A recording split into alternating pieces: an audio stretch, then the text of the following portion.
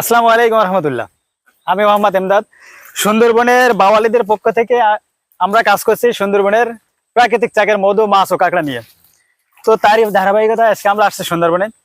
তো সুন্দরবনের মধু নিয়ে আপনাদের যত কনফিউশন আছে আমাদেরকে জানাতে পারেন। তো আমার এলাকার প্রত্যেকটা মানুষ কিন্তু আমরা এই সুন্দরবনের মাছ, সুন্দরবনের কাঁকড়া ও সুন্দরবনের মধুর সাথে জড়িত। তো সুন্দরবনের একেবারে উপকূলীয় অঞ্চল গাবুরা নদীর এক সাইডে সুন্দরবন, আরেক সাইডে আমরা থাকি। এখান থেকে দীর্ঘদিন ধরে আমরা কাজ করছি সুন্দরবনের প্রাকৃতিক চাকের মধুটা। যে মধুটা মনে করেন আপনার সুন্দরবনের বনু মৌমাছির চাকের মধু, সুন্দরবনের গহীন থেকে আনা হয়।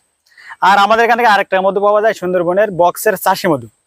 তো চাষি মধু আর সুন্দরবনের চাকের মধুর পার্থক্য, চাষি মধু মনে করেন আপনার সুন্দরবনের আমাদের উপকূলীয় অঞ্চলে যে গ্রামগুলো আছে, গ্রামে বক্স বসানো হয়। এই বক্সে যে মৌমাছিগুলো থাকে এগুলো কিন্তু লালন পালন করা মৌমাছি। তো আমাদের সুন্দরবনের বনু মৌমাছির যে চাকের মধুগুলো, এই যে মাছিগুলো থাকে, এই মাছিগুলো কিন্তু আমরা খুঁজে পাই না টোটালি সুন্দরবনের মধুর সিজন বাদে। আর অন্য টাইমটা আমরা যখন সুন্দরবনের মাছ মারতে যাই বা কাঁকড়া মারতে যাই, এই সময় কিন্তু এই মৌমাছিগুলো আমরা খুঁজে পাই না। আল্লাহর অশেষ মেহরবানিতে আমরা সুন্দরবনের মধুর সিজন এপ্রিল থেকে শুরু হয়, কিন্তু এপ্রিল মাসের মার্চ মাস থেকে আবার সুন্দরবনে এই পোকাগুলো আসতে শুরু করে।